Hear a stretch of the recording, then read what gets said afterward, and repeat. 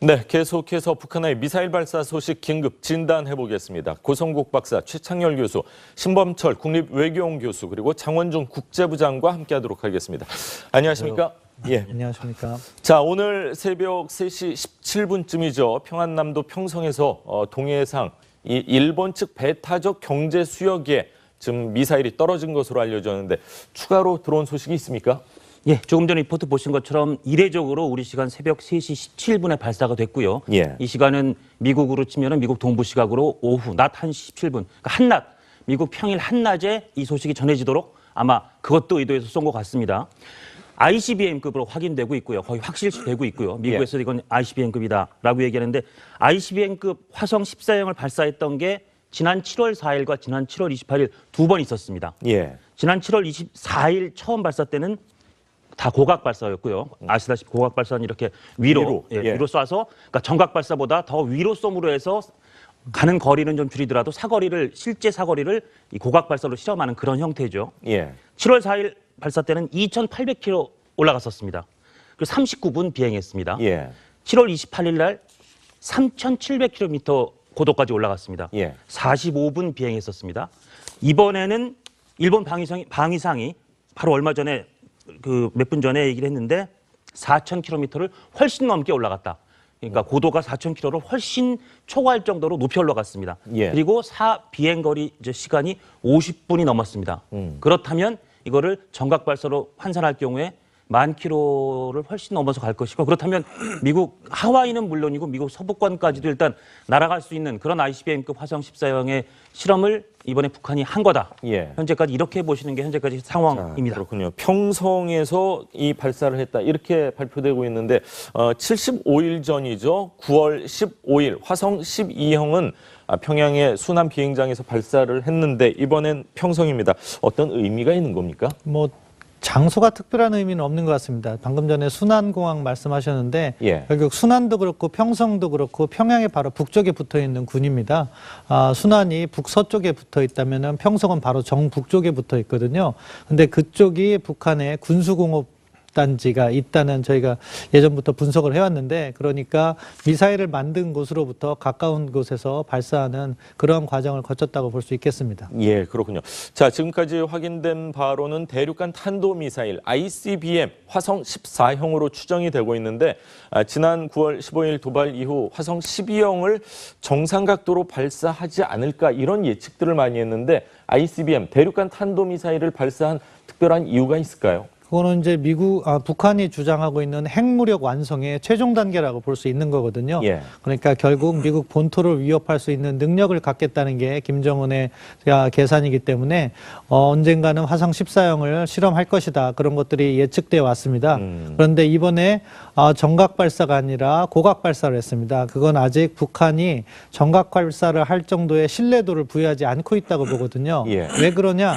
7월 28일 날 고각 발사를 했을 때 그 재진입 단계가 일본의 카메라에 잡혔는데 세 조각으로 분리됐었습니다. 당시에. 그래서 완전히 실패한 것으로 나타났는데 이번에도 정각 발사하기 전에 고각 발사를 통해서 북한이 그걸 한번 테스트해 보는 게 아닐까 생각됩니다. 왜 그게 중요하냐?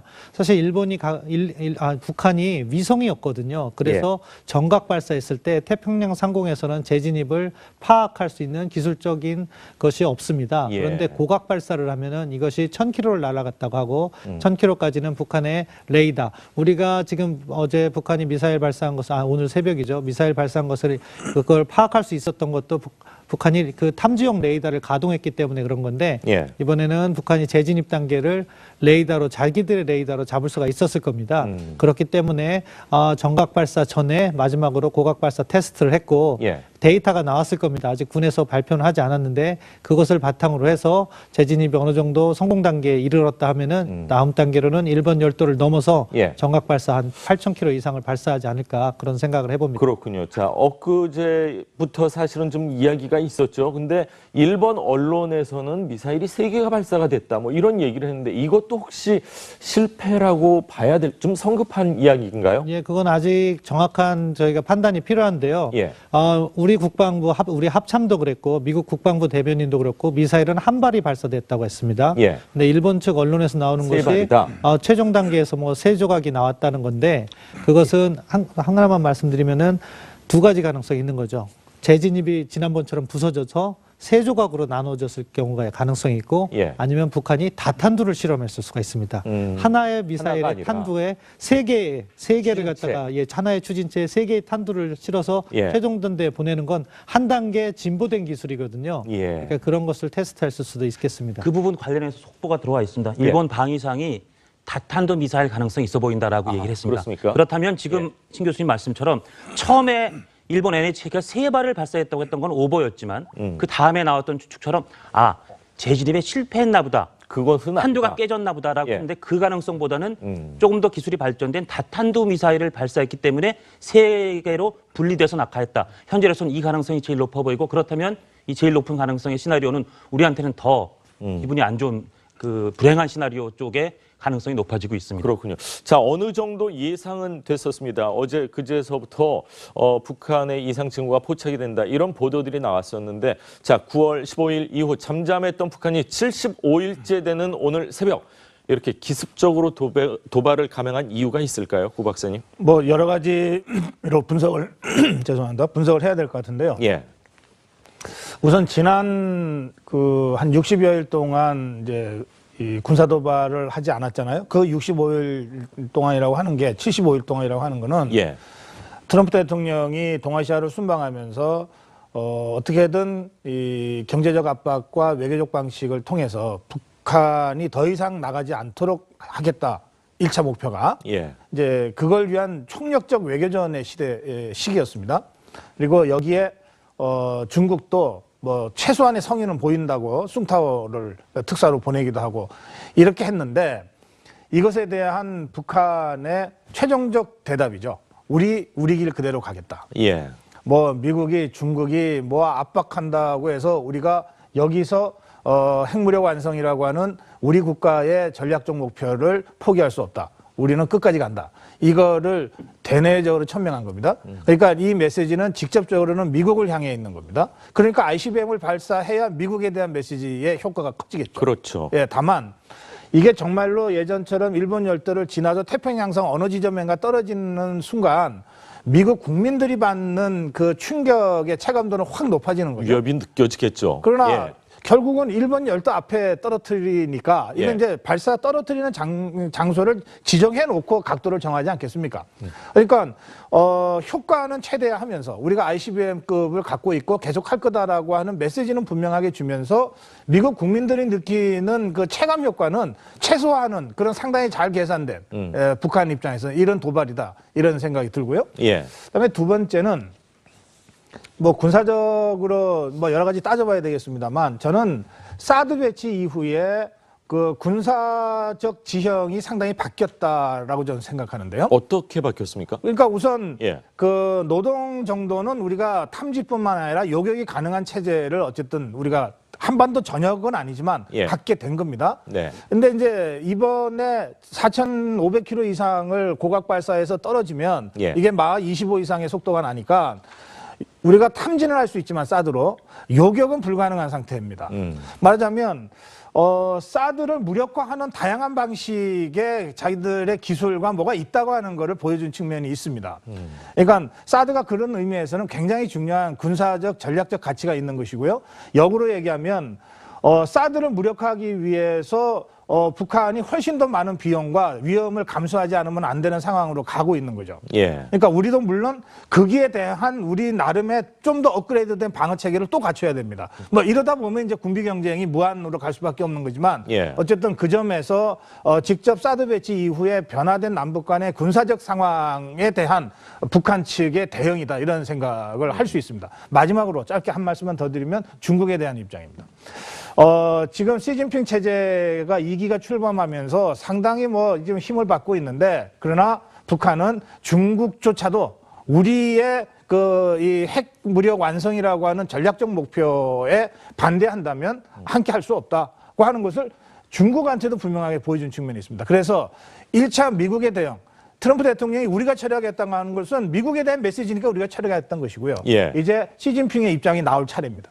그러니까 북한은 어쨌든 자신들의 체제의 보장을 받기 위해서 이 가지고 있는 무기가 미사일과 핵밖에 없다라는 겁니다. 결국은 아무리 국제사회가 압박과 제재를 가한다 하더라도 자신들은 어쨌든 미국과의 평화협정을 맺고 그리고 자신들이 핵 무기 보유 국가로 인정을 받아서 그래서 체제 보장을 받을 수밖에 없어요. 그렇기 때문에 아무리 중국이 북한의 특사를 파견하고 뭐 한반도의 전략 자산이 전개된다 하더라도 그거는 그들의 문제라고 보는 거죠. 북한에서는. 그래서 자신들은 어쨌든 핵무기를 완성하고 미사일 ICBM급을 완성해서 자신들의 체제를 보장받겠다는 겁니다. 그렇기 때문에 아무리 지금 대북 제재를 하고 뭐 중국이 또 단독 제재를 하고 한다 하더라도요. 마지막에 군사적 옵션을 하지 않는 한 북한은 이 길로 갈 겁니다, 아마. 그래서 또 하나 이제 우리가 또 바라봐야 될 게 지금 중국이 계속 쌍중단, 뭐 쌍계 병행 이런 일을 많이 했잖아요. 근데 우리 뭐 한국이나 우리나 미국은 어쨌든 그건 고려하지 하고 있지 않은 상황인데 어쨌든 중요한 거는 비핵화 전에 어떤 핵을 좀 동결하면서 가는 이런 방법을 우리가 좀 모색을 해야 될 것 같아요. 제가 계속 주장하는 게 이런 식의 이 프로세스는 계속 진행될 거예요.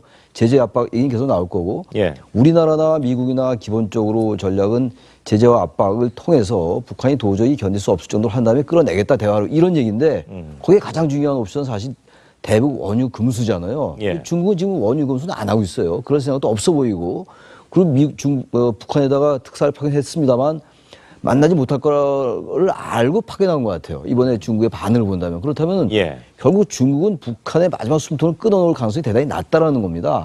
결국은 중국으로서 순망치한 관계이기 때문에 계속 대북 제재를 하는 신용을 하면서도 결국은 북한의 어떤 숨통을 열어주는 이런 결과이기 때문에 핵 비핵화 이전에 핵 동결이라는 이런 프로세스도 우리가 한 번쯤은 내부적으로도 검토할 필요가 있지 않나라는 생각을 하게 됩니다.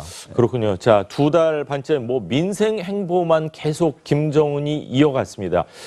이것이 내부 단속용과 함께 외부, 특히 이제 미국을 향한 어떤 메시지라고 봐야 되겠죠. 그렇죠. 뭐 북한의 전략 도발, 특히 대륙간 탄도미사일 발사 실험은 미국을 겨냥한 겁니다. 왜냐하면 미국 본토를 위협할 수 있는 능력을 갖춤으로써 미국으로부터 양보를 받겠다 하는 그런 셈법이 깔려 있는 거기 때문에 이것을 위해서 북한이 그간 뭐 지난 20여 년간 꾸준히 노력해 왔던 것이고요. 어떻게 보면은 우리가 북한의 위협의 최종 단계를 지금 직면하고 있다. 그리고 이러한 위협이 앞으로도 지속될 수 있는 그런 우려가 있기 때문에 정말 굳은 마음을 가지고 해결하겠다는 의지를 가져야 된다고 생각하고요. 이제 우리 정부가 지금 뭐 NSC도 하고 대통령께서 용납하지 않겠다 발표도 하신 거로 알고 있는데 다음 단계가 있습니다. 북한이 도발하면 우리가 준비했던 카드는 제재입니다. 유엔에서 아까 우리 최 교수님께서 말씀하신 중국이 하기를 꺼려하고 있는 북한의 원유 공급 중단, 그것을 이끌어내는 그런 지혜가 필요하다고 생각합니다. 제가 최 교수 말씀 들으면서 이거는 조금 토론해볼 대목이 있다고 제가 말씀드리는 건데, 그러니까 아까 최 교수는 뭐라 그랬는가 하면 중국의 쌍준단이라고 하는 그 입장이 우리 입장에서 현실적으로 받아들이기 쉽지 않지만 그러나 이제는 그것조차도 현실적 대안으로 고려할 필요가 있다. 이렇게 지금 말씀하신 거 아닙니까? 저는 북한이 그걸 노리고 있다고 생각합니다. 그리고 중국도 라고 하는 여론이 국내적으로 나오는 것을 노리고 저는 저런 그 도발을 계속하고 있다고 봐요. 미국 국내를 말씀하시는 그렇죠. 거죠? 그리고 중국이 쌍중단 얘기하는 것도 다 그런 북한의 그런 그 전략적인 목표와 교감하에서 저는 하고 있다고 생각합니다. 중국과 북한이 동맹국가 아닙니까? 우리가 대북 정책을 미국과 교감하듯이 협의하듯이 중국 또한 북한과 그런 동맹적 관계 속에서 전략적 목표를 공유하고 교감하고 있거든요. 그러니까 이런 상태에서 우리까지 그러니까 도저히 이거 현실적으로 안 되니 아무리 제재를 가하고 또 중국이 안 움직이니 그러면 지금 상태에서라도 북한의 핵 개발 여기까지는 인정하고 동결하고 그냥 일단 평화로 가자, 대화로 가자. 이 순간 저는 북한의 전략에 그대로 말린다라고 좀 봅니다. 맞으면 99.99%까지 완성된 단계에서 마지막 단추 하나 놔두고서 여기서 동결하자 인정해 주는 거 아닙니까? 결과적으로? 그렇죠. 어떻게 우리가 그걸 할 수 있습니까? 저는 그런 점에서 최 교수의 현실주의적 관점의 제안을 우리가 깊이 있게 검토는 해야 되지만 그것이 대한민국이라는 국가와 국민의 안위와 관련해서 얼마나 심각한 위협이 될 수 있는가에 대해서도 깊이 검토하고 결론 내려야 된다고 제가 생각합니다. 근데 그 말씀에 좀 많은 부분이 공감이 되는 게 북한이 바로 어제만 하더라도 미사일 도발, 뭐 전날까지 터무니없는 억측이다. 물론 좀 외무성 미국 연구소 공보실장 그분 떨어지지만 이렇게 얘기를 하다가 또 바로 오늘 새벽 3시 뭐 17분에 또 미사일 ICBM을 발사를 했어요.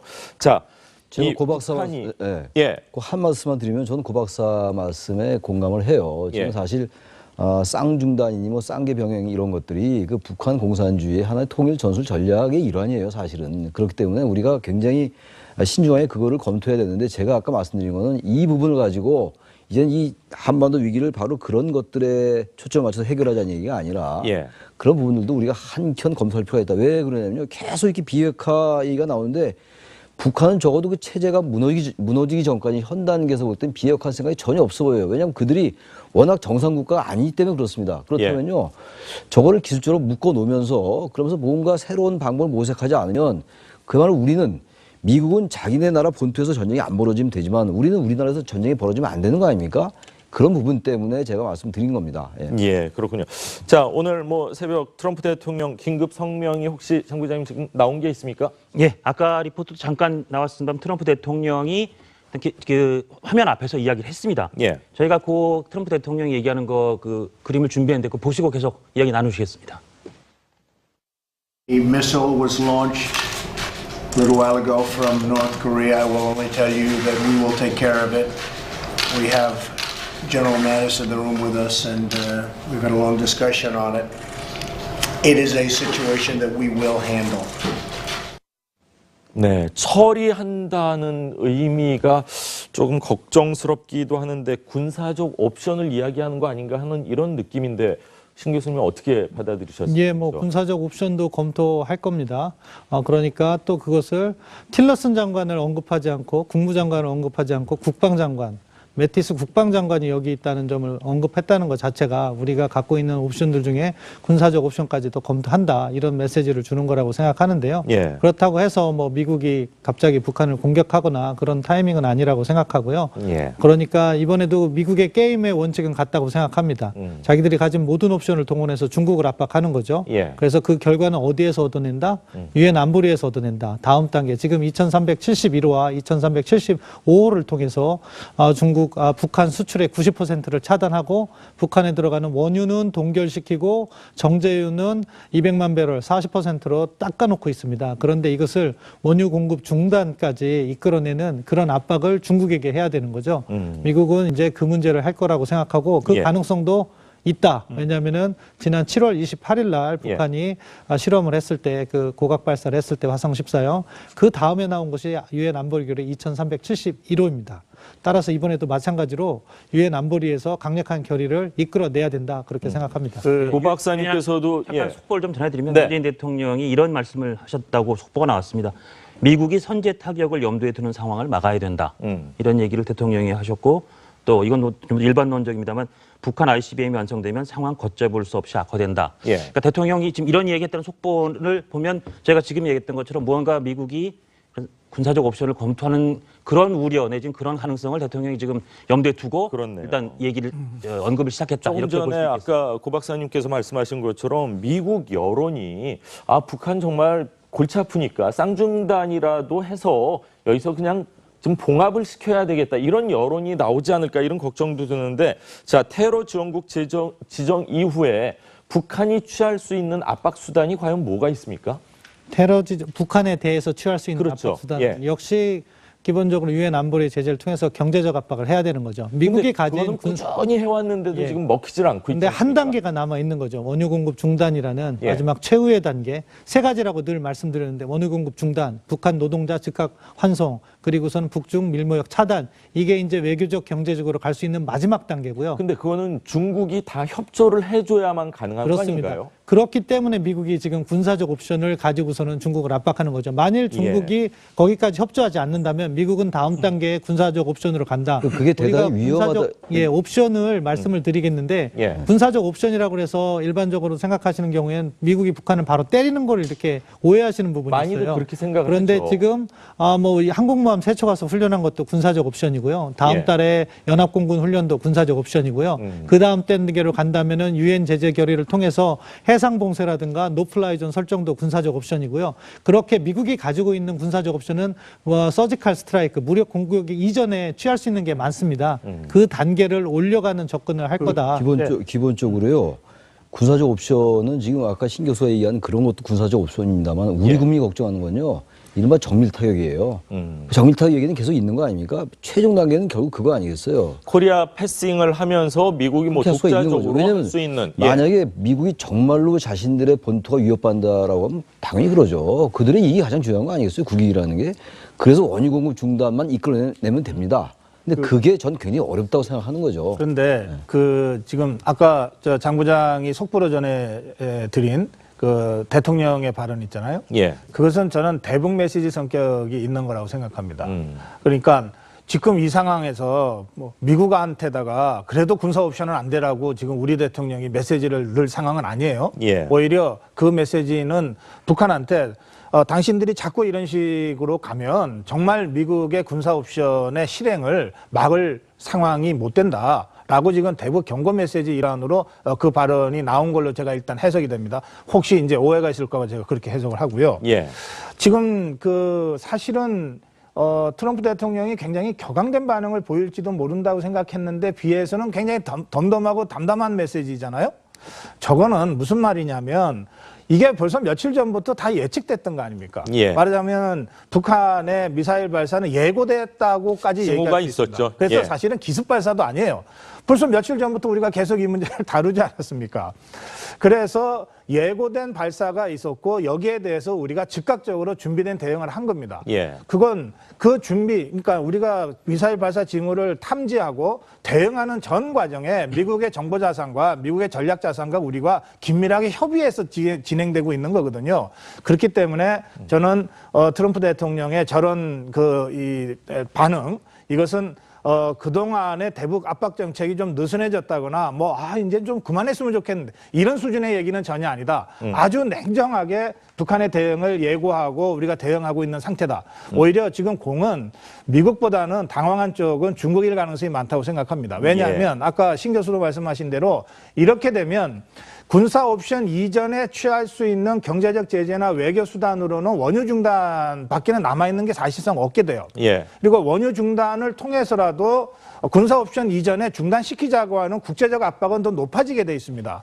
그런 압박을 이제 시진핑이 받게 되고 또 하나는 그래도 중국이면은 북한을 통제할 수 있을 텐데라고 했는데 이거 시진핑이 전대를 통해서 2기 출범한 직후에 특사를 보냈는데 송부장을 보냈죠. 그게 무슨 중요합니까?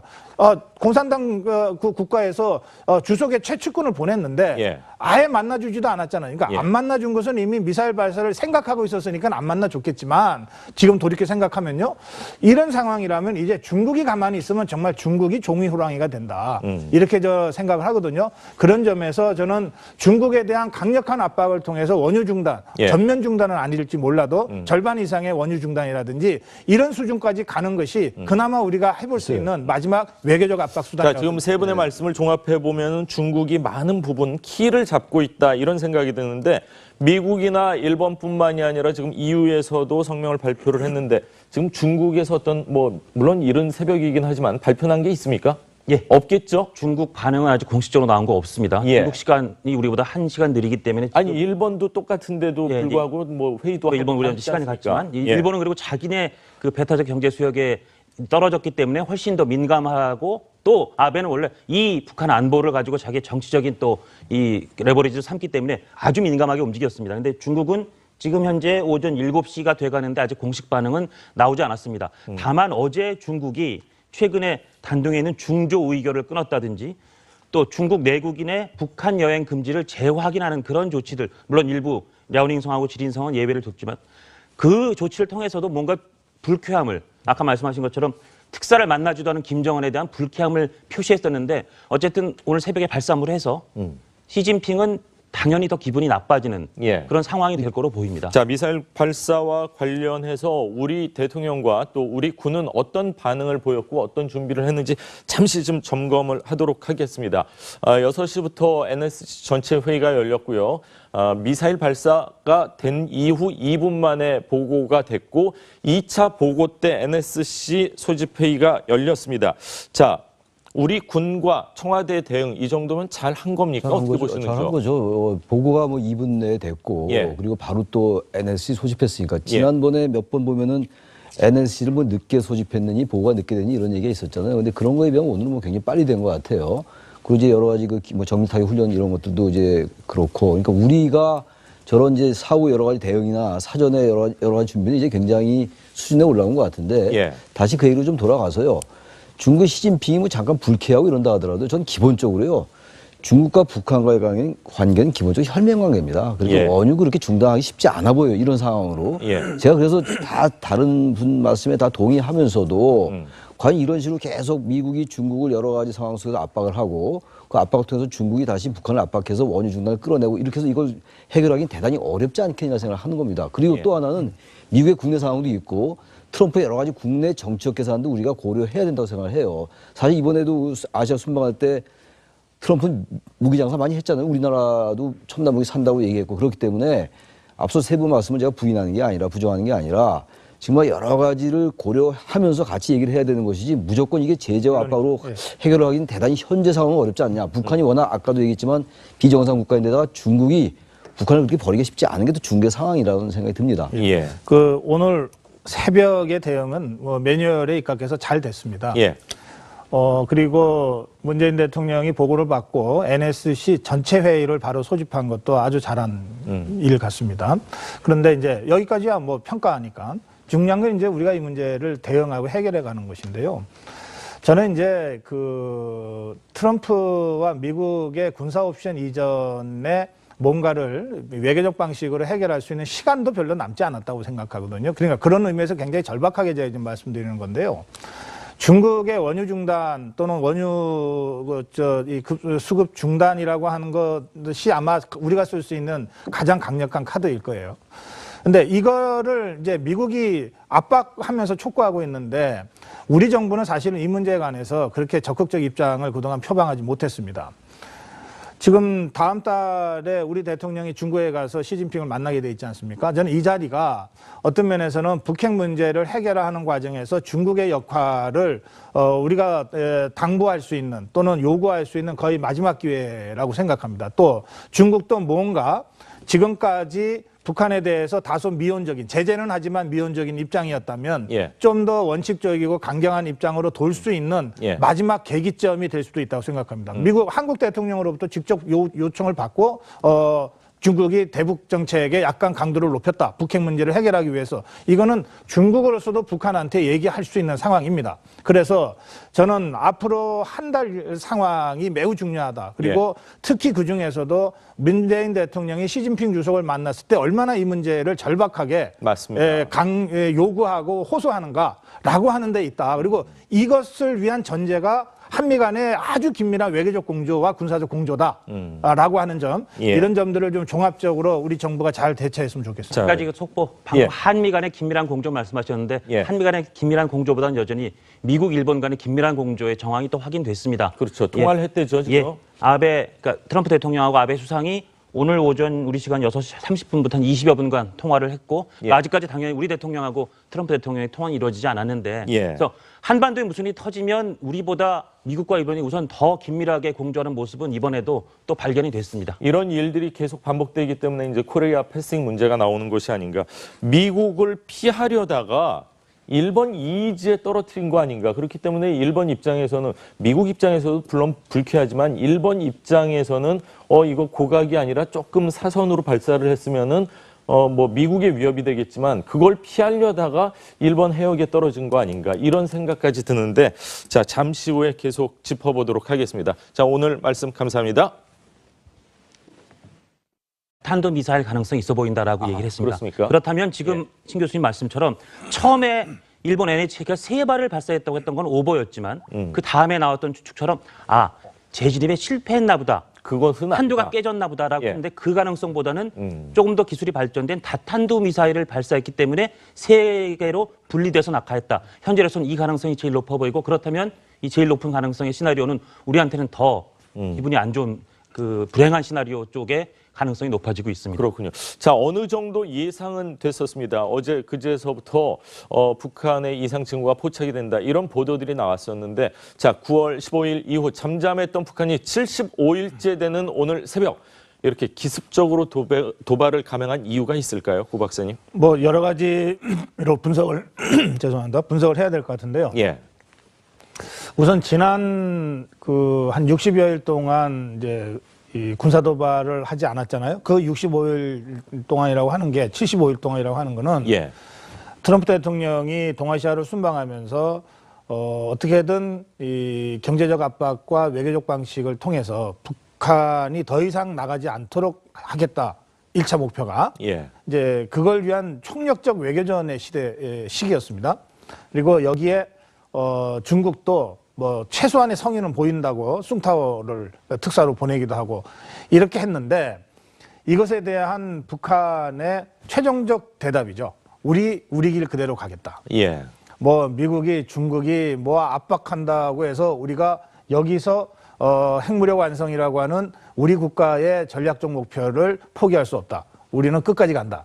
이거를 대내적으로 천명한 겁니다. 그러니까 이 메시지는 직접적으로는 미국을 향해 있는 겁니다. 그러니까 ICBM을 발사해야 미국에 대한 메시지의 효과가 커지겠죠. 그렇죠. 예, 다만 이게 정말로 예전처럼 일본 열도를 지나서 태평양성 어느 지점인가 떨어지는 순간 미국 국민들이 받는 그 충격의 체감도는 확 높아지는 거죠. 위협이 느껴지겠죠. 그러나 예. 결국은 일본 열도 앞에 떨어뜨리니까 이건 예. 이제 발사 떨어뜨리는 장소를 지정해 놓고 각도를 정하지 않겠습니까?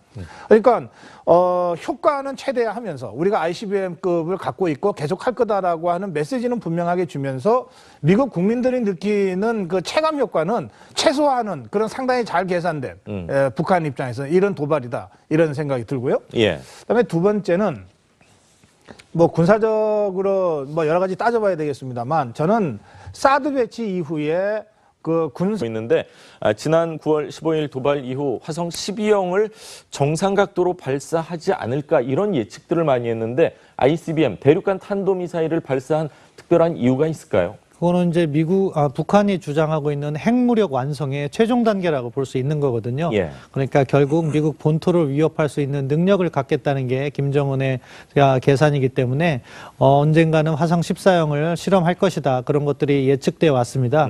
그런데 이번에 정각 발사가 아니라 고각 발사를 했습니다. 그건 아직 북한이 정각 발사를 할 정도의 신뢰도를 부여하지 않고 있다고 보거든요. 예. 왜 그러냐? 7월 28일 날 고각 발사를 했을 때 그 재진입 단계가 그 일본의 카메라에 잡혔는데 예. 세 조각으로 분리됐었습니다. 당시에. 그래서 완전히 실패한 것으로 나타났는데 예. 이번에도 정각 발사하기 전에 고각 발사를 통해서 북한이 그걸 한번 테스트해 보는 게 아닐까 생각됩니다. 왜 예. 그게 중요하냐? 사실 북한이 위성이었거든요. 그래서 정각 발사했을 때 태평양 상공에서는 재진입을 파악할 수 있는 기술적인 것이 없습니다. 예. 그런데 고각 발사를 하면은 이것이 1000km를 날아갔다고 하고 1000km까지는 북한의 레이더. 우리가 지금 어제 북한이 미사일 발사한 것을 오늘 새벽이죠. 미사일 발사한 것을 그걸 파악할 수 있었던 것도 북한이 그 탐지용 레이더를 가동했기 때문에 그런 건데 예. 이번에는 북한이 재진입 단계를 레이더로 자기들의 레이더로 잡을 수가 있었을 겁니다. 그렇기 때문에 정각 발사 전에 마지막으로 고각 발사 테스트를 했고 예. 데이터가 나왔을 겁니다. 아직 군에서 발표는 하지 않았는데 그것을 바탕으로 해서 재진입이 어느 정도 성공 단계에 이르렀다 하면은 다음 단계로는 일본 열도를 넘어서 예. 정각 발사 한 8,000km 이상을 발사하지 않을까 그런 생각을 해봅니다. 그렇군요. 자, 엊그제부터 사실은 좀 이야기가 있었죠. 근데 일본 언론에서는 미사일이 3개가 발사가 됐다. 뭐 이런 얘기를 했는데 이것도 혹시 실패라고 봐야 될 좀 성급한 이야기인가요? 예, 그건 아직 정확한 저희가 판단이 필요한데요. 예. 우리 국방부 우리 합참도 그랬고 미국 국방부 대변인도 그렇고 미사일은 한 발이 발사됐다고 했습니다. 예. 근데 일본 측 언론에서 나오는 세 것이 발이다. 최종 단계에서 뭐 3조각이 나왔다는 건데 그것은 하나만 말씀드리면은 두 가지 가능성이 있는 거죠. 재진입이 지난번처럼 부서져서 세 조각으로 나눠졌을 경우가 가능성이 있고 아니면 북한이 다탄두를 실험했을 수가 있습니다. 하나의 미사일의 탄두에 세 개를 갖다가 하나의 추진체에 세 개의 탄두를 실어서 최종단대에 보내는 건 한 단계 진보된 기술이거든요. 그러니까 그런 것을 테스트했을 수도 있겠습니다. 그 부분 관련해서 속보가 들어와 있습니다. 일본 방위상이 다타적 지형이 상당히 바뀌었다라고 저는 생각하는데요. 어떻게 바뀌었습니까? 그러니까 우선 그 노동 정도는 우리가 탐지뿐만 아니라 요격이 가능한 체제를 어쨌든 우리가 한반도 전역은 아니지만 갖게 된 겁니다. 근데 이제 이번에 4,500km 이상을 고각 발사해서 떨어지면 이게 막 25 이상의 속도가 나니까 우리가 탐지는 할 수 있지만 사드로 요격은 불가능한 상태입니다. 말하자면 사드를 무력화하는 다양한 방식의 자기들의 기술과 뭐가 있다고 하는 것을 보여준 측면이 있습니다. 그러니까 사드가 그런 의미에서는 굉장히 중요한 군사적 전략적 가치가 있는 것이고요. 역으로 얘기하면 사드를 무력화하기 위해서 북한이 훨씬 더 많은 비용과 위험을 감수하지 않으면 안 되는 상황으로 가고 있는 거죠. 그러니까 우리도 물론 거기에 대한 우리 나름의 좀 더 업그레이드된 방어 체계를 또 갖춰야 됩니다. 뭐 이러다 보면 이제 군비 경쟁이 무한으로 갈 수밖에 없는 거지만 어쨌든 그 점에서 직접 사드 배치 이후에 변화된 남북 간의 군사적 상황에 대한 북한 측의 대응이다 이런 생각을 할 수 있습니다. 마지막으로 짧게 한 말씀만 더 드리면 중국에 대한 입장입니다. 지금 시진핑 체제가 2기가 출범하면서 상당히 지금 힘을 받고 있는데 그러나 북한은 중국조차도 우리의 이 핵 무력 완성이라고 하는 전략적 목표에 반대한다면 함께 할 수 없다고 하는 것을 중국한테도 분명하게 보여준 측면이 있습니다. 그래서 1차 미국의 대응, 트럼프 대통령이 우리가 처리하겠다고 하는 것은 미국에 대한 메시지니까 우리가 처리하겠다는 것이고요. 이제 시진핑의 입장이 나올 차례입니다. 그러니까 북한은 어쨌든 자신들의 체제의 보장을 받기 위해서 이 가지고 있는 무기가 미사일과 핵밖에 없다라는 겁니다. 결국은 아무리 국제사회가 압박과 제재를 가한다 하더라도 자신들은 어쨌든 미국과의 평화협정을 맺고 그리고 자신들이 핵 무기 보유 국가로 인정을 받아서 그래서 체제 보장을 받을 수밖에 없어요. 그렇기 때문에 아무리 중국이 북한의 특사를 파견하고 뭐 한반도의 전략 자산이 전개된다 하더라도 그거는 그들의 문제라고 보는 거죠. 북한에서는. 그래서 자신들은 어쨌든 핵무기를 완성하고 미사일, ICBM급을 완성해서 자신들의 체제를 보장받겠다는 겁니다. 그렇기 때문에 아무리 지금 대북 제재를 하고 뭐 중국이 또 단독 제재를 하고 한다 하더라도요. 마지막에 군사적 옵션을 하지 않는 한 북한은 이 길로 갈 겁니다, 아마. 그래서 또 하나 이제 우리가 또 바라봐야 될 게 지금 중국이 계속 쌍중단, 뭐 쌍계 병행 이런 일을 많이 했잖아요. 근데 우리 뭐 한국이나 우리나 미국은 어쨌든 그건 고려하지 하고 있지 않은 상황인데 어쨌든 중요한 거는 비핵화 전에 어떤 핵을 좀 동결하면서 가는 이런 방법을 우리가 좀 모색을 해야 될 것 같아요. 제가 계속 주장하는 게 이런 식의 이 프로세스는 계속 진행될 거예요.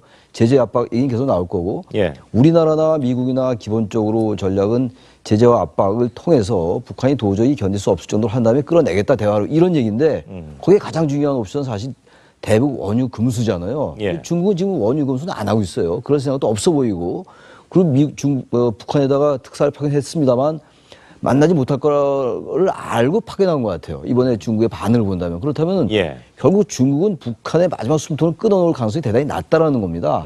결국은 중국으로서 순망치한 관계이기 때문에 계속 대북 제재를 하는 신용을 하면서도 결국은 북한의 어떤 숨통을 열어주는 이런 결과이기 때문에 핵 동결, 핵 비핵화 이전에 핵 동결이라는 이런 프로세스도 우리가 한 번쯤은 내부적으로도 검토할 필요가 있지 않나라는 생각을 하게 됩니다.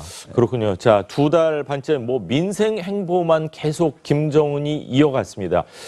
이것이 내부 단속용과 함께 외부, 특히 이제 미국을 향한 어떤 메시지라고 봐야 되겠죠. 그렇죠. 뭐 북한의 전략 도발, 특히 대륙간 탄도미사일 발사 실험은 미국을 겨냥한 겁니다. 왜냐하면 미국 본토를 위협할 수 있는 능력을 갖춤으로써 미국으로부터 양보를 받겠다 하는 그런 셈법이 깔려 있는 거기 때문에 이것을 위해서 북한이 그간 지난 20여 년간 꾸준히 노력해 왔던 것이고요.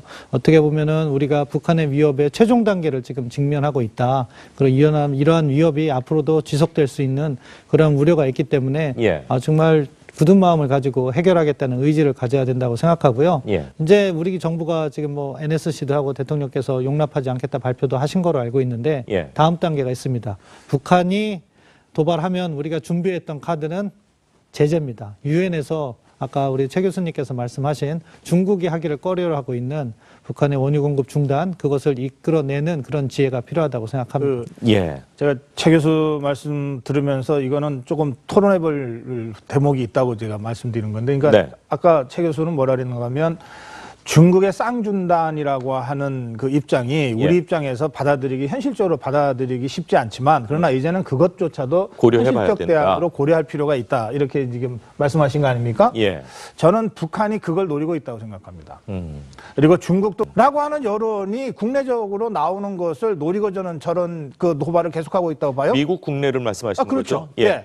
그리고 중국이 쌍중단 얘기하는 것도 다 그런 북한의 그런 그 전략적인 목표와 계속해서 북한의 미사일 발사 소식 긴급 진단해 보겠습니다. 고성국 박사, 최창열 교수, 신범철 국립외교원 교수, 그리고 장원중 국제부장과 함께하도록 하겠습니다. 안녕하십니까? 안녕하십니까? 자, 오늘 새벽 3시 17분쯤이죠. 평안남도 평성에서 동해상 이 일본 측 배타적 경제 수역에 지금 미사일이 떨어진 것으로 알려졌는데 추가로 들어온 소식이 있습니까? 조금 전에 리포트 보신 것처럼 이례적으로 우리 시간 새벽 3시 17분에 발사가 됐고요. 이 시간은 미국으로 치면은 미국 동부 시각으로 오후 낮 1시 17분, 그러니까 한낮, 미국 평일 한낮에 이 소식이 전해지도록 아마 그것도 의도해서 쏜 것 같습니다. ICBM급으로 확인되고 있고요. 거의 확실시되고 있고요. 미국에서 이건 ICBM급이다라고 얘기하는데, ICBM급 화성 14형을 발사했던 게 지난 7월 4일과 지난 7월 28일 두 번 있었습니다. 지난 7월 24일 처음 발사 때는 다 고각 발사였고요. 아시다시피 고각 발사는 이렇게 위로 쏴서, 그러니까 정각 발사보다 더 위로 쏘므로 해서 가는 거리는 좀 줄이더라도 실제 사거리를 이 고각 발사로 실험하는 그런 형태죠. 7월 4일 발사 때는 2,800km 올라갔었습니다. 그리고 39분 비행했습니다. 7월 28일 날 3,700km 고도까지 올라갔습니다. 45분 비행했었습니다. 이번에는 일본 방위상이 바로 얼마 전에 몇 분 전에 얘기를 했는데 4,000km를 훨씬 넘게 올라갔다. 그러니까 고도가 4,000km를 훨씬 초과할 정도로 높이 올라갔습니다. 그리고 비행거리 시간이 50분이 넘었습니다. 그렇다면 이거를 정각 발사로 환산할 경우에 10,000km를 훨씬 넘어서 갈 것이고, 그렇다면 미국 하와이는 물론이고 미국 서부권까지도 일단 날아갈 수 있는 그런 ICBM급 화성 14형의 실험을 이번에 북한이 한 거다. 현재까지 이렇게 보시는 게 현재까지 상황입니다. 그렇군요. 평성에서 이 발사를 했다, 이렇게 발표되고 있는데 75일 전이죠. 9월 15일 화성 12형은 평양의 순안 비행장에서 발사를 했는데 이번엔 평성입니다. 어떤 의미가 있는 겁니까? 장소가 특별한 의미는 없는 것 같습니다. 방금 전에 순안공항 말씀하셨는데 결국 순안도 그렇고 평성도 그렇고 평양의 바로 북쪽에 붙어 있는 군입니다. 순안이 북서쪽에 붙어 있다면 평성은 바로 정북쪽에 붙어 있거든요. 근데 그쪽이 북한의 군수공업 단지가 있다는 저희가 예전부터 분석을 해왔는데, 그러니까 미사일을 만든 곳으로부터 가까운 곳에서 발사하는 그런 과정을 거쳤다고 볼 수 있겠습니다. 그렇군요. 자, 지금까지 확인된 바로는 대륙간 탄도미사일 ICBM 화성 14형으로 추정이 되고